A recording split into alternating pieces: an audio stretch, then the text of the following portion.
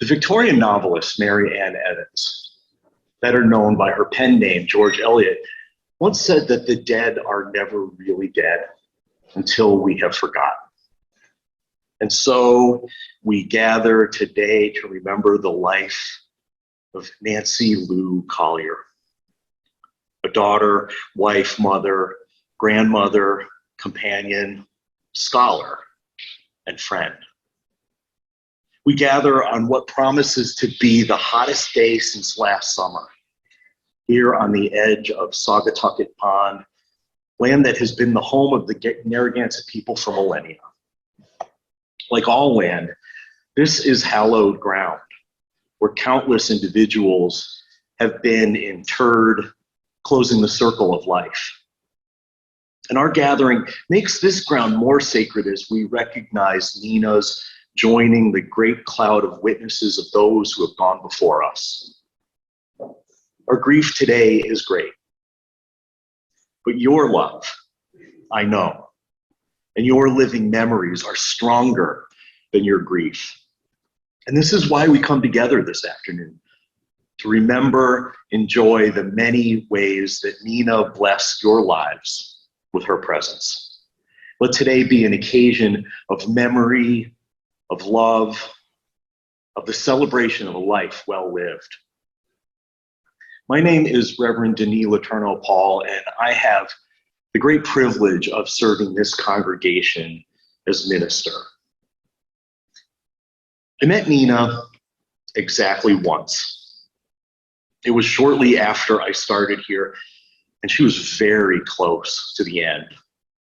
So close that she wasn't really lucid, and she was understandably disinterested in meeting anybody new, especially someone who was replacing a minister that she loved dearly. But I could be there for her daughter and her children as I sat by their side, and I'm honored to be invited here today, to be invited by Susie, to accompany her and her family and all of you. Our policy here at the UU congregation is to wear masks indoors when we gather in large groups, so that the burden of containing the COVID-19 virus isn't borne exclusively by the most vulnerable among us. The only exception, as I'm sure you can see, is the person actively speaking up front.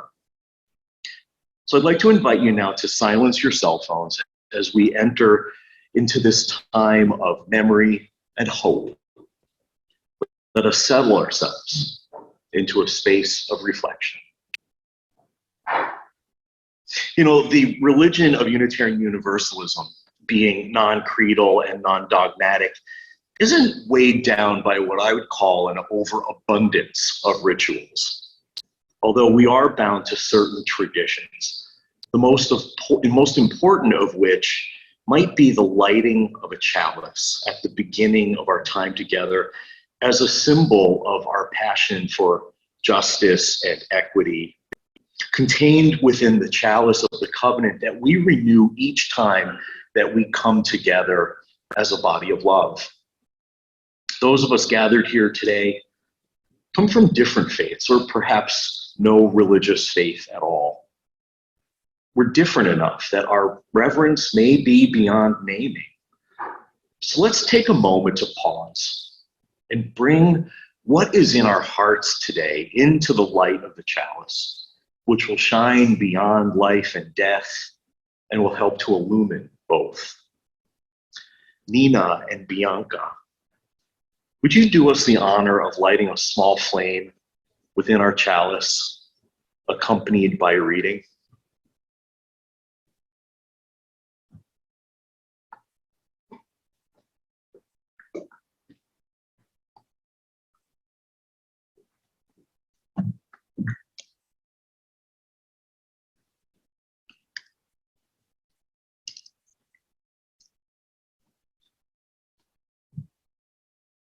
Beauty is before me, and beauty is behind me. Above me and below me hovers the beautiful. I am surrounded by it.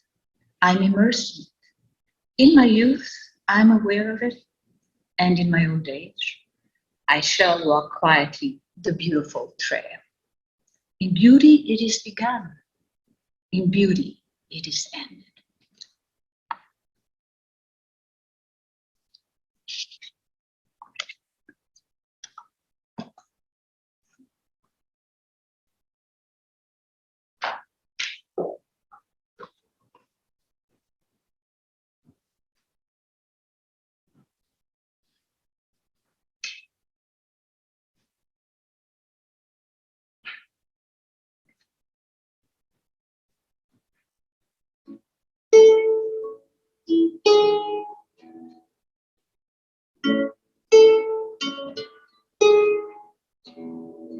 There are places I'll remember all my life, though some have changed, some forever, not for better. Some have gone and some remain. All these places had their moments with lovers and friends. I still can recall. Some are dead and some are living. In my life, I love them all.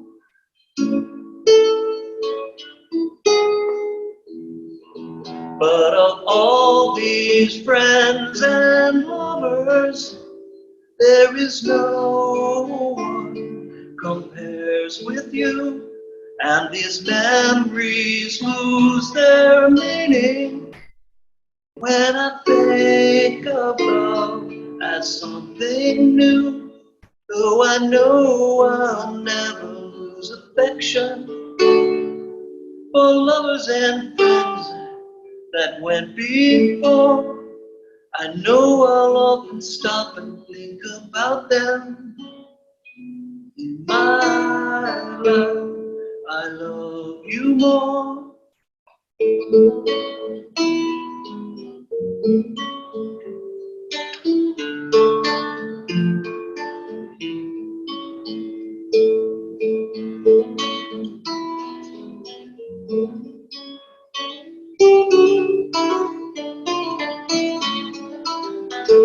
Though I know I'll never lose affection for people and things that went before, I know I'll often stop and think about them.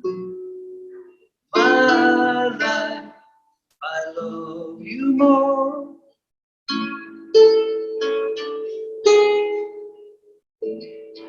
In my life, I love you more.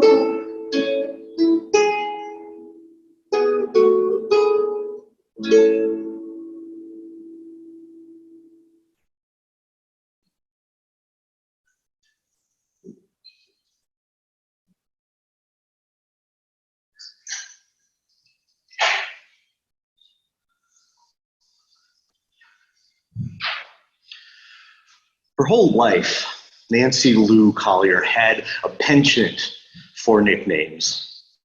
So it's fitting that nobody ever called her Nancy. She was Nina. Nina was born on February 28th, 1934, to Donald and Anna. Donald Collier was a modest man, a postal worker who always had a smile and a twinkle in his eye. He was gentle and easygoing. Anna Klotz Collier was kind of stern. She grew up in her family's Methodist church, which taught her to never talk about politics or to show emotions. She was very exacting and had very high expectations for Nina. Donald had diabetes, and Anna took great care of him in his decline after the loss of his legs. She never completed the PhD that she was working on because she didn't want to overshadow her husband. Nina was an only child. Money was often tight during her childhood in the years of the Great Depression and World War II, so her parents were frugal. But Nina wanted for nothing. They managed to send her to boarding school at the Northfield School for Girls, where Ann Mitchell, now Ann Seaman, was her roommate for a year. Nina was a voracious reader her whole life and a great student. She graduated from Northfield and went on to Albion College in Michigan, completing her studies in sociology and philosophy in only 3 years. As soon as she was done, she traveled by ship to Oxford, England, and came back to be known for years as the girl who went to Europe. She was a social worker for a little while, but everyone who knew Nina knew that perhaps she had missed her calling. She should have been a librarian. Long before the advent of the internet and email, when it became easy to include attachments and links, Nina would write letters longhand to friends and family that outlined the details of her life, including her favorite meals. But she'd include also clippings of newspaper articles. She consistently shared her voluminous collection of books, magazines, and newspapers. She seemed to be constitutionally incapable of reading a paper without a pair of scissors in her hands. You might call her an information hoarder. Later in life, Nina became the unofficial Kingstown ambassador of England, sharing her deep knowledge of everything British, from food to politics. In 1959, she met and married Mohammed Ezzeddin Batruga, who grew up in Egypt as the oldest of 9 children. He was driven, and he was always the best in his class. In 1959, he got a full scholarship to Syracuse University, where he met Nina. Everyone else called him Dean, but she called him Ezzy. He secured a job as a professor of journalism at the University of Rhode Island, and they landed here. Nina and Dean had 2 children, David, and then 4 years later, Susie. They were married 13 years full of culture clashes and probably more than their fair share of arguing. The divorce was hard on Nina, but each summer, when she would go off to camp, every single day she would receive a handwritten letter from Nina. And every single day, those letters ended the same way. I love you. I respect you. You mean the world to me. Even before the divorce, David was a struggle for his parents. At 17, while attending Northfield Mount Hermon, his mother's alma mater, he was diagnosed as bipolar. He was a difficult teenager and he was a difficult adult, taking the place of his father as the man Nina argued with. David was incarcerated for 2 years after a wreck in which he hit a couple and their dog, then fled. He said he'd fallen asleep at the wheel and left when he woke up because he didn't know what had happened. Bipolar used to be called manic depressive. And David, who lived with Nina most of his life, was more manic than depressive. 10 years ago, after another accident, he went to live in a nursing home, and Nina visited him every day. So make no mistake, David and Nina had a very special bond. He loved and appreciated his mother and his baby sister Susie, and in good moments he could even articulate his devotion to them. He just wasn't kind much of the time. So not too long after her divorce, Nina started traveling with her friends.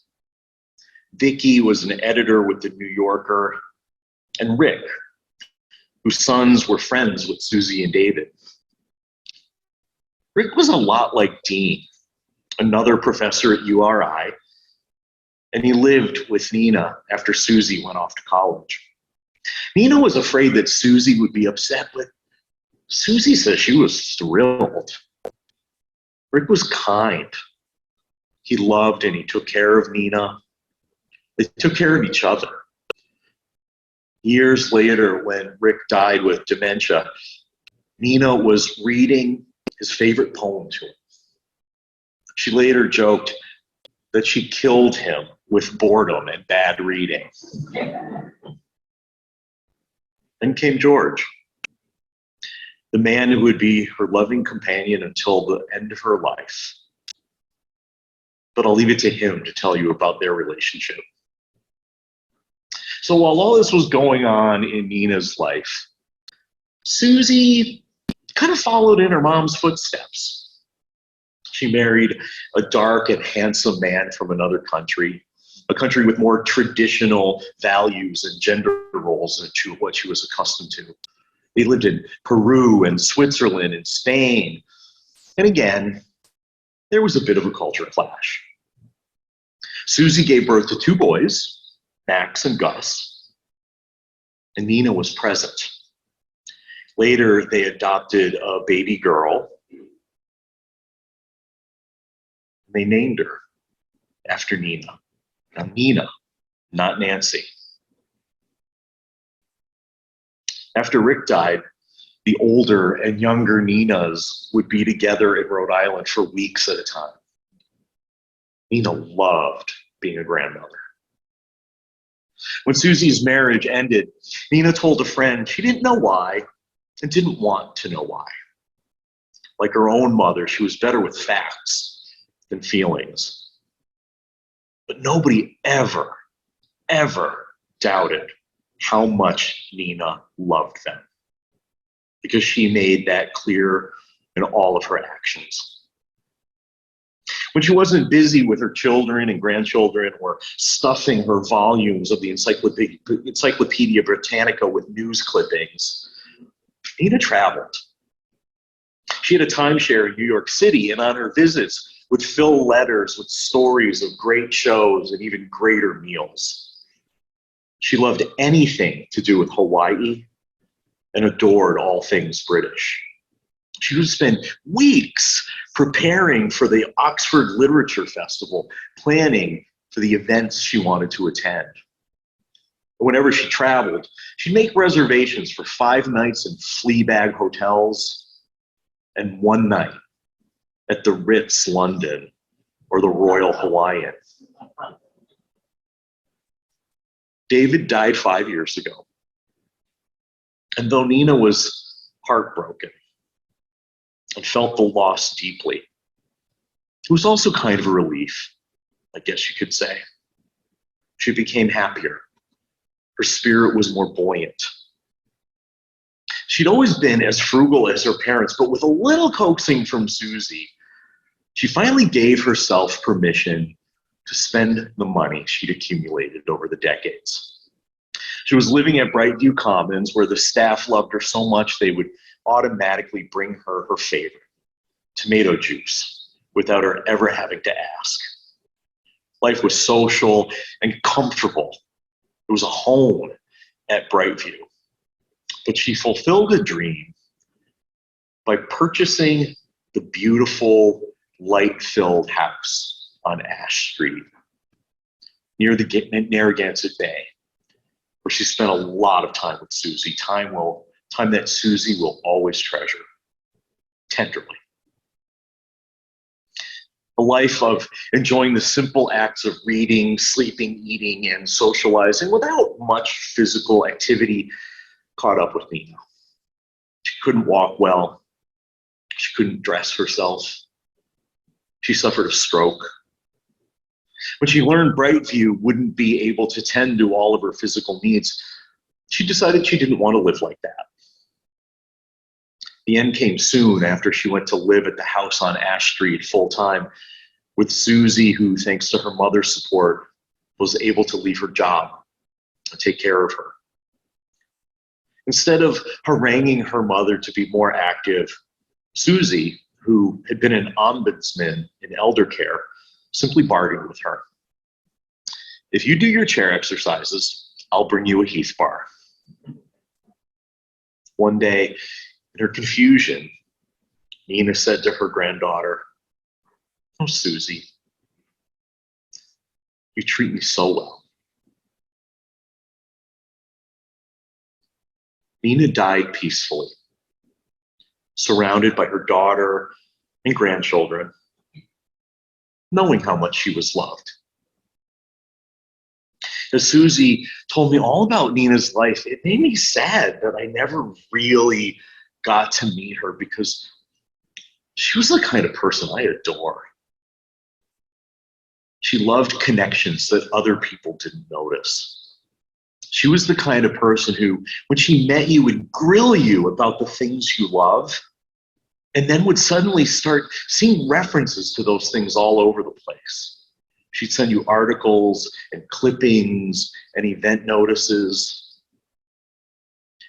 Despite her tendency toward financial frugality, despite keeping her emotional cards very close to her chest, she shared information with delightful abandon and a generosity of spirit that proved how much she cared about you, your pleasures, your interests, your loves.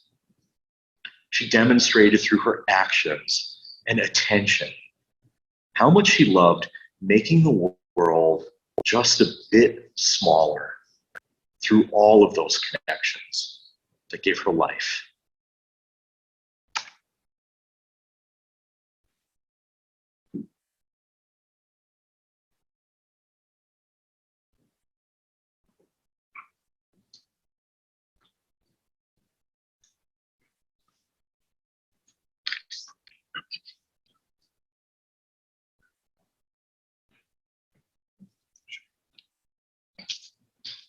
They are with us still. In the struggles we choose for ourselves, in the ways we move forward in our lives and bring our world forward with us. It is right to remember the names of those who gave us strength in this choice of living. It is right to name the power of hard lives well lived. We share a history with those lives.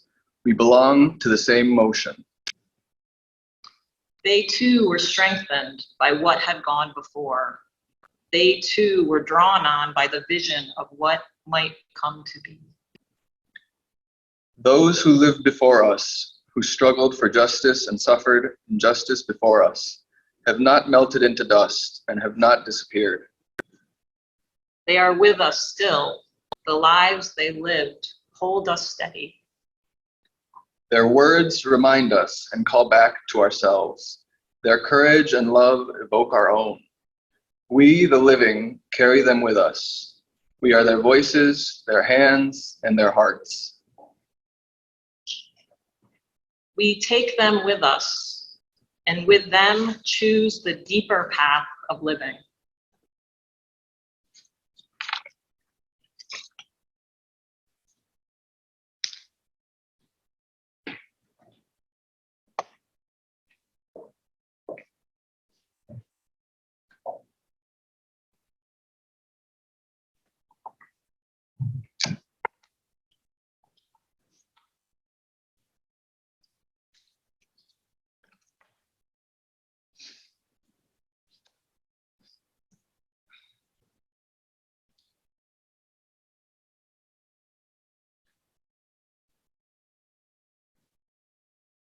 Thank you. Thank you for being with me. Share my love and grief for Nina Collier, my mama.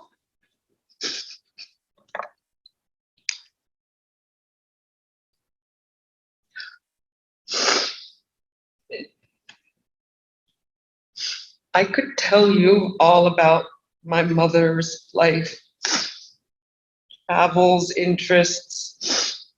Already said how she couldn't read a newspaper without a pair of scissors. Everyone got articles, but I got most of them.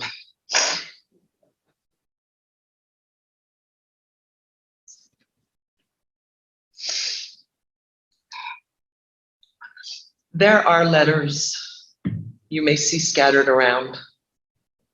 Letters that my mother wrote to me throughout my life. Every country I lived in, summer camp.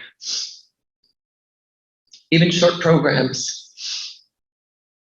Anywhere I had an address, I got a letter.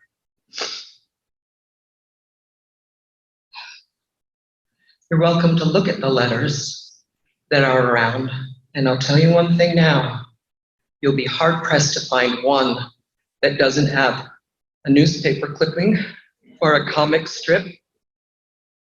I begged her in college to please stop with the clippings. It was too much information.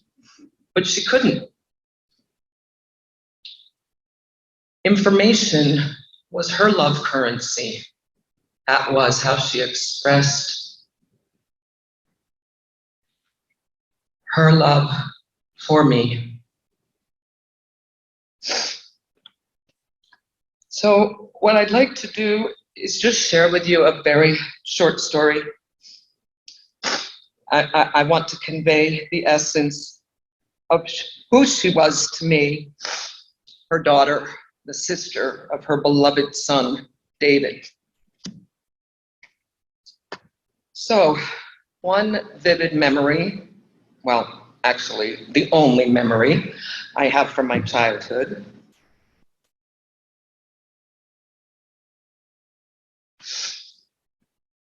is when I was about 5 or 6 years old, and I woke up in the middle of the night, and everything around me was black.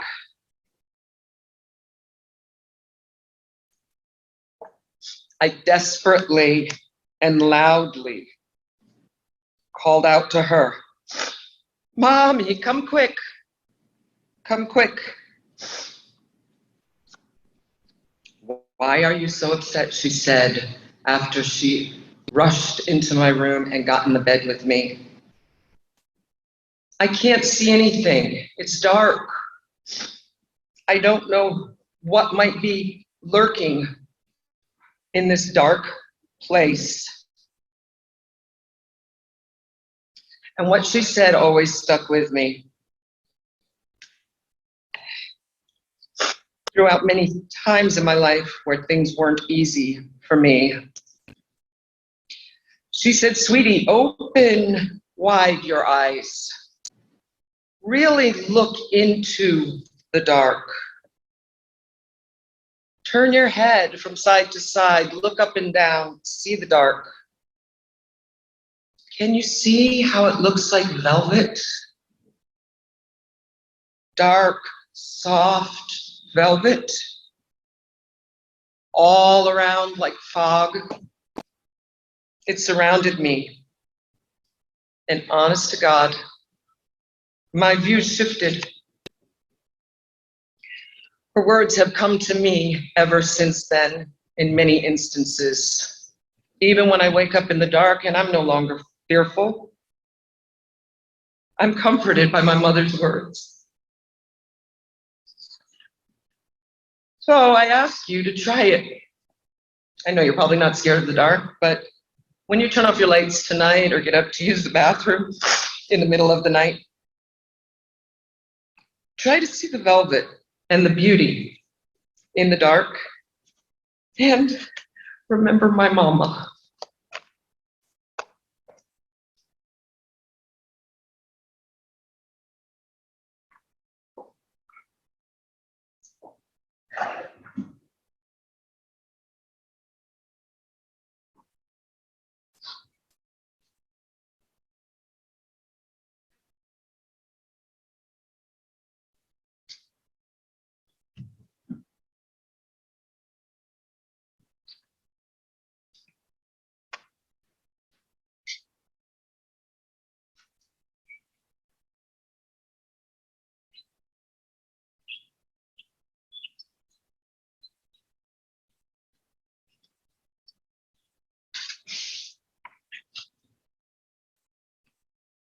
The year is 1967, a momentous year for my family. my older daughter, Amy, sitting over here. Whoops. Thank you. My older daughter, Amy, had just graduated from South Kingstown High School. My younger daughter, Wendy, was making her way through junior high at South Kingstown. My husband, Elton, was on leave from URI and had a Fulbright for that year. As for myself, I was given leave from the South Kingstown High School where I taught, so I had a year off as well. Because of the Fulbright that my husband had, we were awarded an ocean voyage on the Queen Mary to go to England. We left New York Harbor with much fanfare because my entire family came to the ship to see us off. When we got to Southampton, we were met by a bus that took us to London. From London, we found our own way to Finchley. Not sure how we ended up in Finchley, but that's where we found a house for rent, and we moved in. Our best surprise, though, once we got settled into our house, was to learn that Nina and her family, also on leave from URI, rented an apartment just a few short blocks from where our house was. So in several ways, that discovery of the family changed our lives for that year in England. For instance, just some ways in which our lives were changed. We got to know Nina and her family much better than had occurred in Rhode Island. We met her beautiful young children, David and Susie. We got to know England a lot better because of Nina's earlier experience with England. We went to museums we wouldn't have gone to, except that Nina had given us information that was very helpful and ended up being most enjoyable experience for us. We also met other URI people who were on leave that year as well, Edith and Ralph England, and Charlie and Tess Hoffman. So we had our own little URI in England. One of the really amazing things that occurred, one of these people that I just mentioned, while we were walking on any city street in London, she kept her camera handy. And if she saw a person who looked at all interesting, she would whip out her camera, go right up to that person, and take a picture, or maybe 2 or 3, without asking the subject for permission. The amazing thing is that I never saw anybody or heard anybody complain about this picture taking.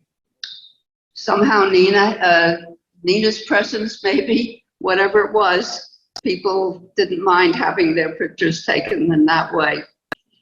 But the most amazing and enjoyable thing that Nina and I did was to get involved in visiting small country churches to do rubbings of monumental brasses. Most of these figures were embedded in the floor of the church, and that required getting down on your knees and bending over while doing the rubbing. We both ended up feeling quite achy, but truly satisfied with the results of our efforts. We had a system that worked quite well. Nina selected the churches and worked out the route to get us there. I supplied the car and did the driving, and the result was quite a pile of brass rubbings that we accumulated. In fact, enough for me to supply all my 9 siblings, whether they wanted them or not, they got them. Eventually, our year in England came to an end, and aboard the ship, the France, we sailed back home to New York and ultimately back to URI. Moving ahead, things eventually changed for Nina. She was living alone now, doing a lot of reading, some fixing up of her house, and on occasion inviting friends for dinner. Nina was a very good cook. And Bert Sherman and I, Bert in that picture is the beautiful lady, bottom row in the pink outfit. That's Bertha Sherman, who I believe both her sons and daughters-in-law are here today. There they are back there. Getting together with friends at URI is one of the favorite things we all do. Anyway, Nina was a very good cook, and Bert and I were always happy to enjoy a meal at Nina's house. There was one meal that Nina once served that was particularly good. It was a meatloaf dinner.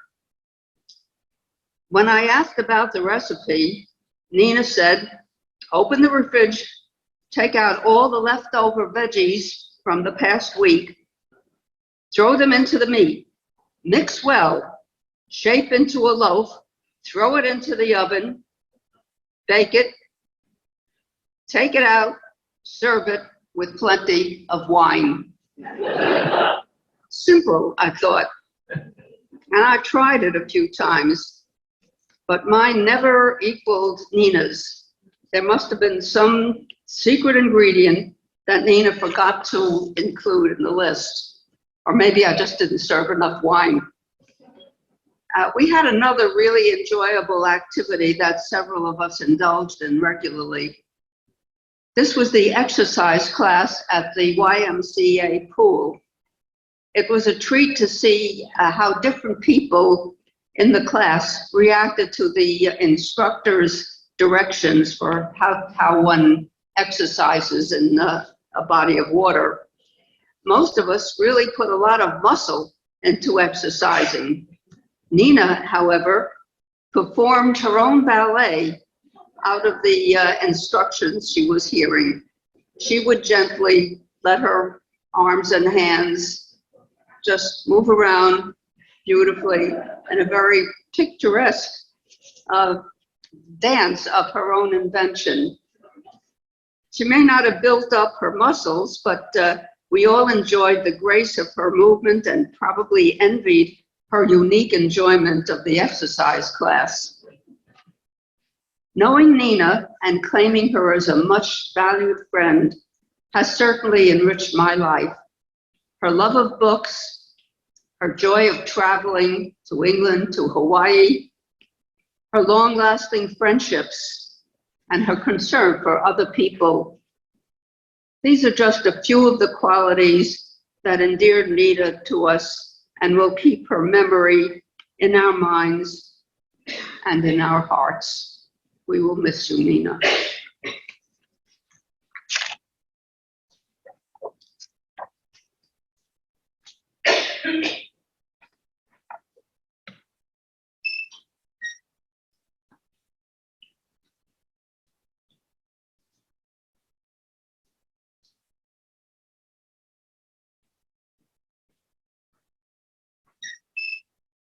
At ease, everyone. You're going to get exactly what you want. The target for tonight is Dusseldorf, which you've all wanted. And it shall be done splendidly. And we must do this evening, all at once. P-17's Lancasters will be taken off at 1700 hours. Now prepare for that. And don't give me any crap talk. This is the way I treated me. At the end of her life, she was kind of sad and tired, and she had all these reflections and all these ballet tours, etc. And I changed everything around for her because I was known as Crazy George at the university. because I did things in a totally different way. And she'd laugh and laugh, and I'd take another act. I'd act something else, act as a shepherd, or act as a stalker, or act as something else. She'd sit there and laugh and enjoy it and enjoy it. And this is several things I wanted to bring to your attention, because she gave us an example of living that was critically important to us to take away today. Not just the fact that we remember her. And Nina, are you listening? You lied to me. Remember when you lied to me? You promised me a rhubarb pie. What do you say?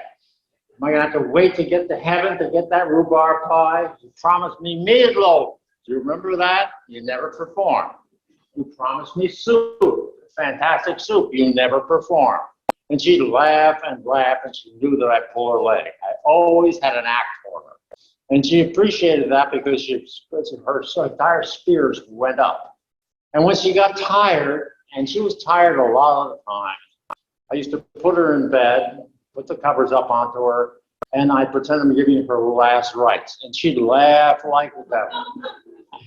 I said, you are going to now go into, I think, heaven, or a holding pattern before we review all of your sins that you committed during your life by cutting things out of the paper all the time. That's all you do is cut things out of paper. And she gave me stacks of papers all the time so that I could do my artwork, my sculpting. And they were all New York Times, but they were not pieces cut out. They were very interestingly put together. And she'd sit there and laugh. And she thought she was doing something funny. But she gave us this example of empathy, a certain style. You heard this through the presentations today.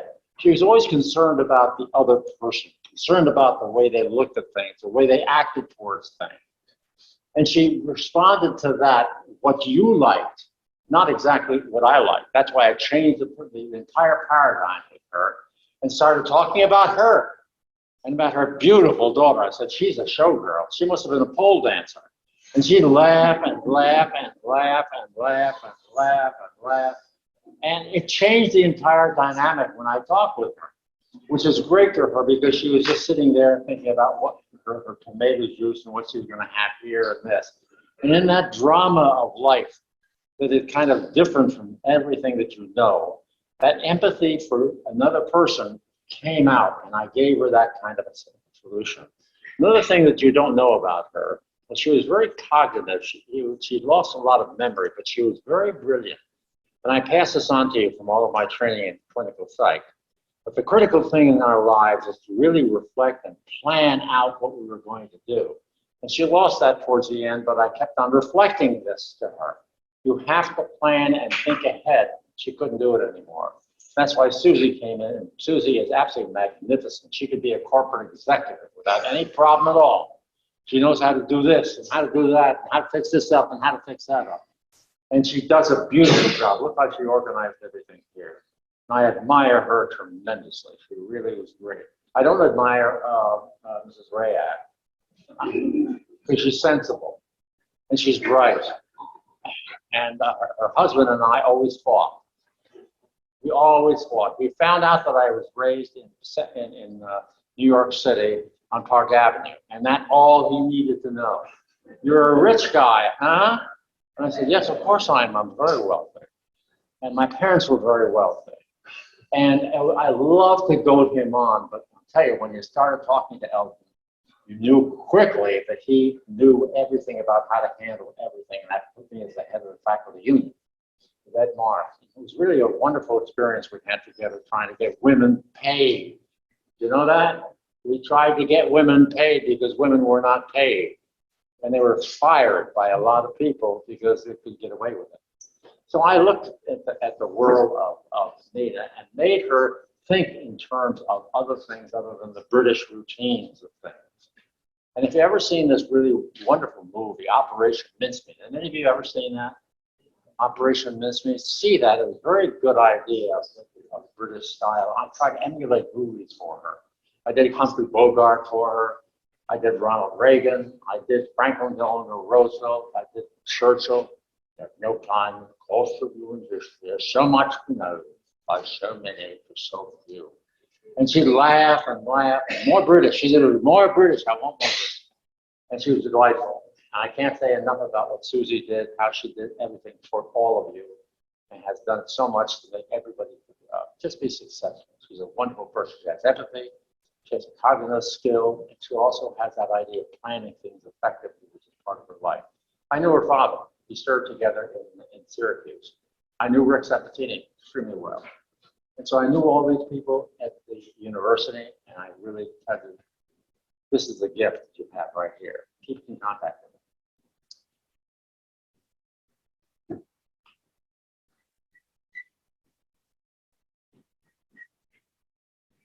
Airport.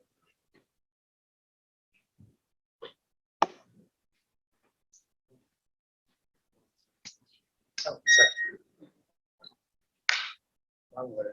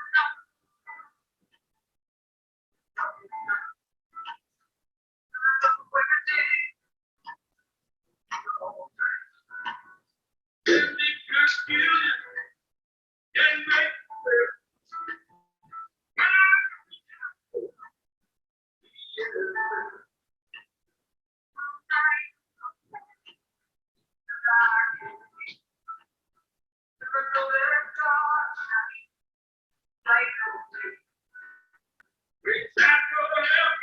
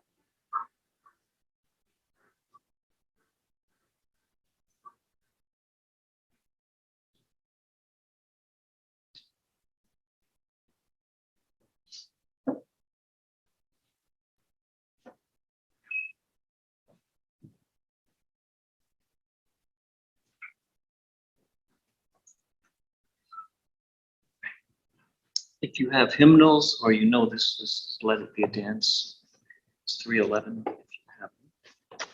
You know it, just hum along.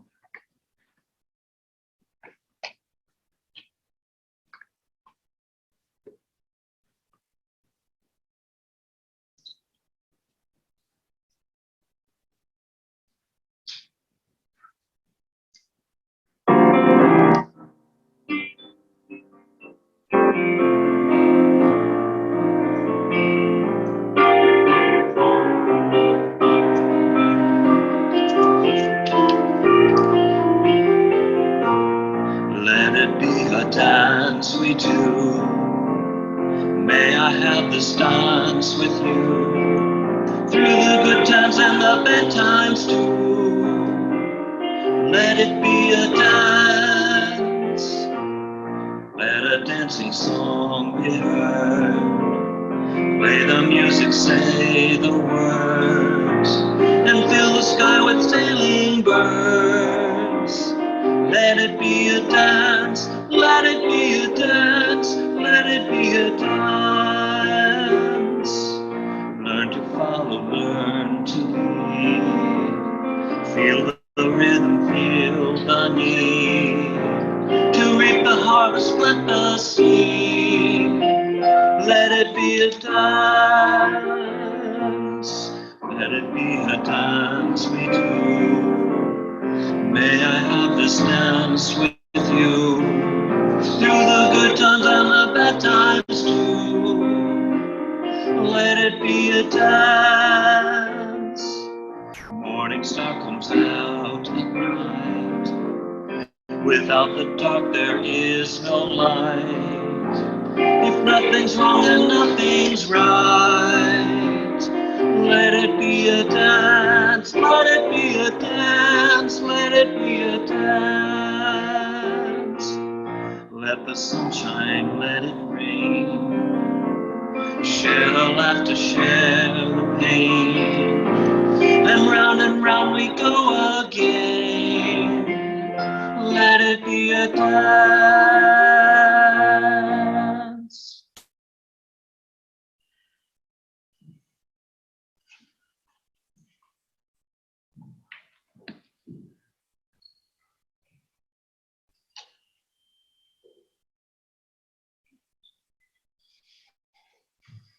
Susie and her family would like to invite you now to share your reflections on Nina's life.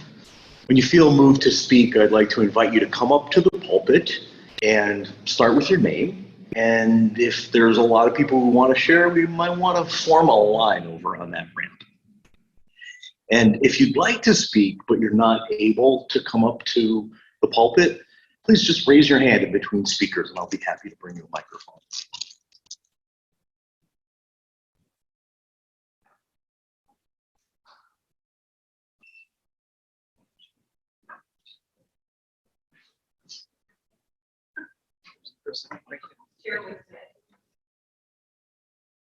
Oh.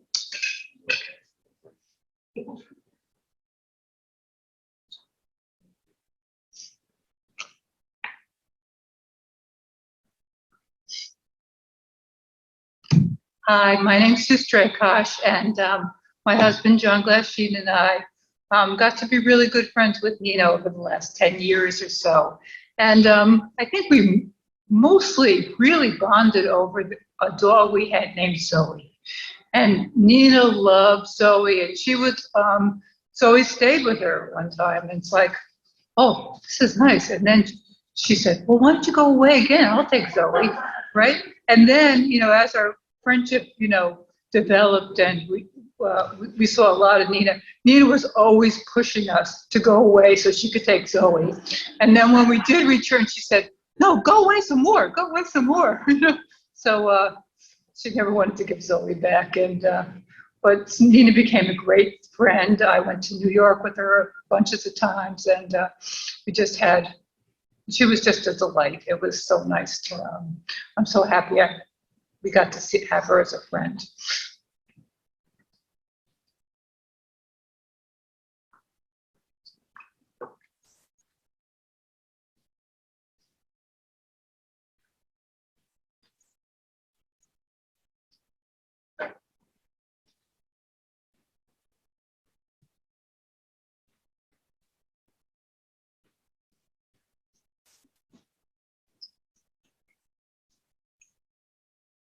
Okay, everyone, I am a librarian, and I also read the paper and magazines with scissors in my hand. And I love the fact that Nina shared her books at the Kingston Library. She brought them there when she was moving houses. And everyone knew which books were donated by Nina because they were stuffed with paper. All kinds of things. You got more than your money's worth when you bought those books. But the other thing that I loved about Nina is that she knew Syracuse. And Hank Manuel was a good friend of ours from the May Memorial Unitarian Universalist Society. And so when we came here, she had all kinds of stories to share about Hank and their friendship. And it was really fun to be able to share those things together. So today, it happens to be the book sale at the Kingston Free Library. It seems appropriate.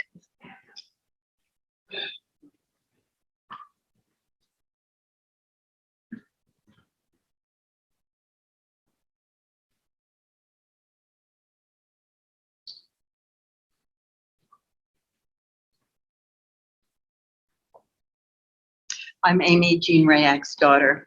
I'm sure you've all been admiring this lovely, lovely picture of little Nina and her reading her books, reading a book. I had to smile the moment I saw it. My husband, who could not be here today, is an inveterate reader. And Nina discovered this very, very quickly. And what I recall is that at the Kim concerts, the concerts over the summer, she would make a beeline for my husband to find out what the latest books were that he had read, to tell him what the latest books were that she had read, to compare notes on those books. And her enthusiasm for reading, which I'm sure everybody here knows, was just so obvious and so lovely. And one of the many things we'll remember her for. Thank you.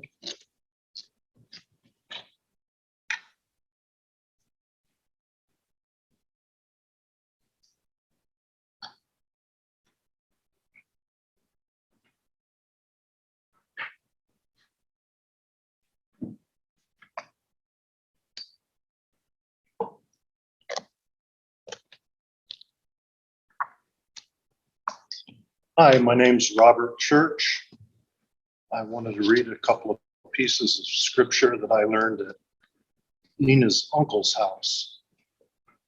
My grandfather, J. Chaz Klotz.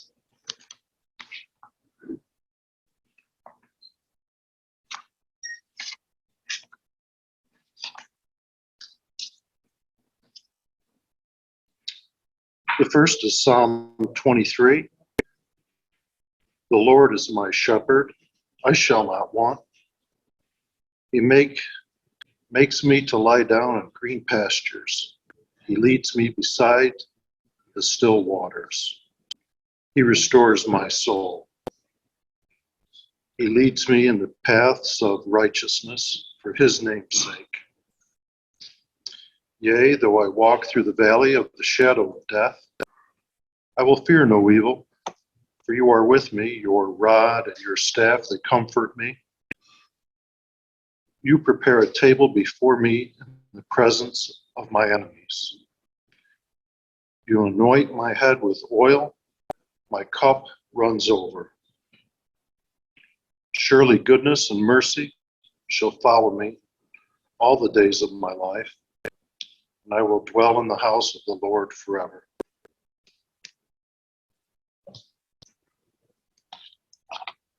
The next verse Nina would have known. John 3:16.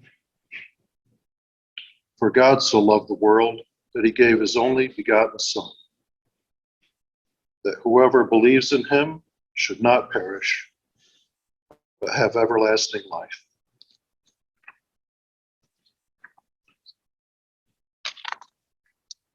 I'd like to say a small prayer.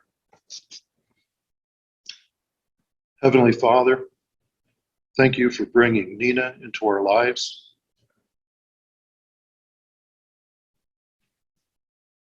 Thank you for the peace she shares by your side through your mercy and salvation. Amen. Thank you.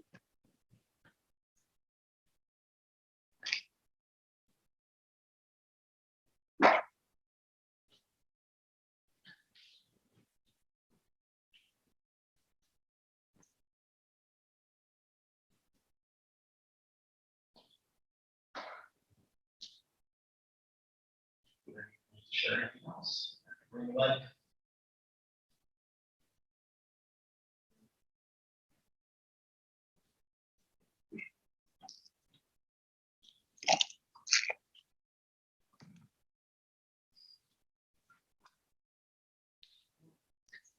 So I believe we have a closing song that is a recording.